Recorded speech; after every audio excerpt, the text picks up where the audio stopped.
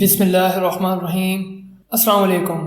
Breaking news, drone حملہ، 7 اسرائیلی intelligence ہلاک۔ ناظرین، آپ کو بتانا چاہوں گا، آگاہ کرنا چاہوں گا، غزہ جنگ ایک بہت بڑی جنگ بن گئی ہے۔ اس جنگ میں ایک بہت بڑا روپ دھار لیا ہے۔ آپ کو بتاتا چلوں کہ ایران، لبنان، ویسٹ اور ہر طرف جہاں نظر پڑتی ہے حملے ہی حملے ہو رہے ہیں، اور کہاں سے، کس طرف سے یہ حملے ہو رہے ہیں کچھ پتہ نہیں چل رہا کہ یہ راکٹ کہاں سے آ رہے ہیں، گولیاں کہاں سے برس رہی ہیں اور بمباری کہاں سے ہو رہی ہے۔ اس کو دیکھ کر یہ اندازہ ہو رہا ہے کہ کافی خطرناک جنگ چھڑ چکی ہے اور آگے بھی بہت خطرناک معاملات ہونے والے ہیں۔ لیکن اس کے ساتھ آپ کو بتانا چاہوں گا کہ ایک زبردست خبر لے کر آئے ہیں کہ 7 اسرائیلی انٹیلیجنس آفیسر کو آپریشن کر کے پکڑ لیا گیا ہے، اور اسی کے ساتھ آپ کو بتائیں گے کہ موساد کے جو آفیسر ہیں ان کو ہلاک کر دیا گیا ہے۔ اور اب غزہ کے بارے میں، غزہ کے حوالے سے بھی آپ کے لیے کچھ اپڈیٹس لے کر آئے ہیں۔ آپ کو بتاؤں گا کہ غزہ میں اس وقت کیا چینجز ہوئے ہیں اور نئی جو ڈیولپمنٹس ہیں وہ آپ سے شیئر کروں گا۔ اور ناظرین، انٹرنیشنل کورٹ آف جسٹس میں ساؤتھ افریقہ نے دوسرے دن کی سماعت بھی کی اور دھجیاں اڑا دی ہیں۔ اسرائیل کی ایسی ویڈیو، ایسے دلائل پیش کیے ہیں، سب حیران ہیں اس بات کو لے کر کہ ساؤتھ افریقہ کے دلائل کو سن کر، دیکھ کر اسرائیل اب پوری طرح سے پاگل ہو گیا ہے۔ اور میں کوشش کروں گا کہ اسرائیل کے دلائل بھی آپ کے سامنے رکھ سکوں، پیش کر سکوں۔ شروع سے ہی اسرائیل نے خود کو ایک ایسا معصوم بنا کر رکھا تھا، دنیا کے سامنے خود کو ایسا پیش کیا تھا جیسے اسرائیلیوں کی مدد کرنا تمام ملکوں کا قومی فرض ہے اور فریضہ ہے۔ اسرائیل خود کو ایک بہت بڑی قوم سمجھتا ہے، لیکن ساؤتھ افریقہ نے اسے ٹھیک ٹھاک ایکسپوز کر کے رکھ دیا۔ جواب سب کچھ دنیا کے بالکل سامنے ہے۔ بہت بڑی نیوز ہیں، نئی ڈیولپمنٹس ہیں جو آپ کے ساتھ شیئر کریں گے۔ اگر آپ نے ہمارے یوٹیوب چینل کو سبسکرائب نہیں کیا تو سبسکرائب کر دیں تاکہ ہر آنے والی ویڈیو آپ تک آسانی سے پہنچ سکے۔ ناظرین، سب سے پہلے آپ کو اپڈیٹس دے رہا ہوں کہ جو ان کے 7 ملٹری آفیسرز ہیں، جو یروشلم ٹائمز کی رپورٹ ہے، نیوز کے مطابق آپ کو بتا رہا ہوں، ان کو ہلاک کر دیا گیا ہے، نشانہ بنایا گیا ہے۔ اور آپ کو بتاؤں گا کہ ان کا جو یونٹ ہے اس میں 8200 کا یونٹ ہے، 8200، اور یہ اسرائیلیوں کا ٹاپ یونٹ ہے، اور یہی یونٹ پوری دنیا میں تمام یہودیوں کو اور یہودی یونٹ کو پروٹیکٹ کرتا ہے۔ ناظرین، اسے عراق میں نشانہ بنایا گیا ہے، اور یہ ایک ہیڈ کوارٹر ہے جسے نشانہ بنایا ہے، اور یہ ان کا سب سے خاص اور اہم حصہ تھا۔ لیکن ناظرین، مزے کی بات یہ ہے کہ یہ حملہ کیا کس نے، کہاں سے یہ حملہ ہوا۔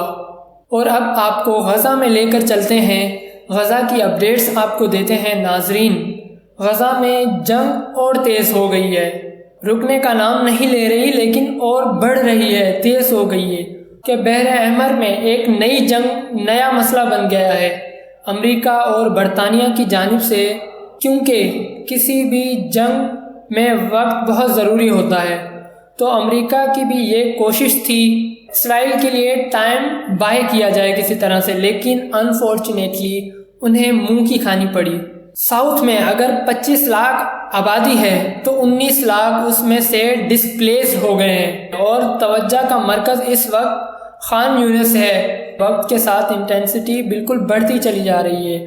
آپ کو بتانا چاہوں گا کہ اس وقت جو فلسطین اور اتحادیوں کی جو طاقت بن کر وہ تاریخ میں کبھی نہیں بنی، ایسی طاقت فلسطین کے ساتھ اتحادیوں کی بن گئی ہے، اور نہ ہی پہلے ایسا کبھی ہوا ہے۔ مطلب یہ کہ جب تک جنگ جاری رہے گی، لڑنا ہی ہوگا، اور جو جیتے گا وہی فاتح ہوگا۔ جی ناظرین، یہ ساری غزہ کے حوالے سے ڈیولپمنٹس تھی، اپڈیٹس تھیں جو آپ کے ساتھ شیئر کی۔ اور اب بات کرتے ہیں انٹرنیشنل کورٹ آف جسٹس کی۔ تو چھا گیا ہے پوری دنیا میں ساؤتھ افریقہ، کیونکہ آپ دیکھیں 97 اسلامی ملک ہیں، ممالک ہیں، لیکن معاملے کو جا کر ساؤتھ افریقہ نے ہی اٹھایا اور کسی میں جرأت نہ ہوئی۔ تو اس کے بعد دوسرے بھی ممالک اس میں شامل ہوتے گئے، لیکن جو کریڈٹ جاتا ہے وہ بالکل خالص ساؤتھ افریقہ کو جاتا ہے، کیونکہ شروعات ساؤتھ افریقہ نے کی۔ انہوں نے دوسروں کے غم کو سمجھ کر آواز اٹھائی۔ یہ اصول وہ نہیں بھولے جو نیلسن منڈیلا کے تھے۔ اس میں ساؤتھ افریقہ نے نسل کشی برداشت کی ہوئی ہے، اسے بہتر اندازہ ہے اس بات کا، اس چیز کا۔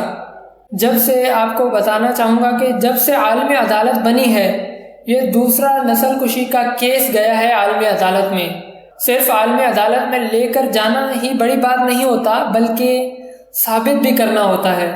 جو دلائل اور بیانات ساؤتھ افریقہ نے سامنے رکھے، ایسا لگ رہا ہے جیسے ساؤتھ افریقہ سالوں سے اس چیز کی تیاری میں ہو۔